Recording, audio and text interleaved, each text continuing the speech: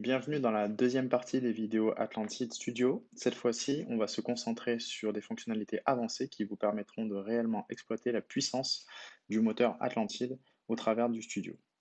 Donc, dans l'ensemble de ces vidéos, nous verrons comment créer des anecdotes pour enrichir votre expérience au travers d'informations historiques, les openables qui vous permettront de mettre une meilleure réalisation pour vos joueurs avec une meilleure expérience.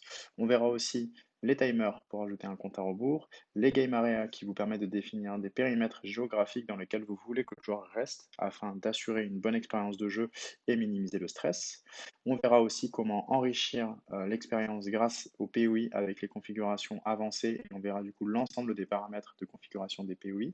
On verra aussi les discussions d'une manière un petit peu plus avancée, notamment en faisant évoluer les états internes de la discussion, en créant plusieurs points d'entrée et en configurant aussi les questions à choix ouvertes qui permettent aux joueurs du coup de saisir une réponse manuellement, ce qui ouvre du coup des possibilités et une capacité de réaliser des énigmes un petit peu plus variées et un petit peu plus complexes.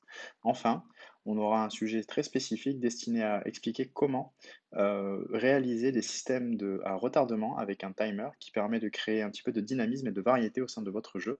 Donc par exemple en créant un mécanisme qui, s'il n'est pas désactivé au bout de 5 minutes, entraîne la fin de la partie et l'échec du joueur, un game over. Donc tout ça, on le verra dans l'ensemble de ces vidéos. J'espère que vous êtes impatients, autant que moi en tout cas. Et si jamais vous avez la moindre question, n'hésitez pas.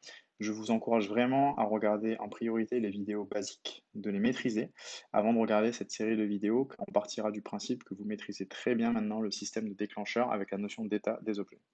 Donc si vous êtes prêts, moi je le suis, donc c'est parti.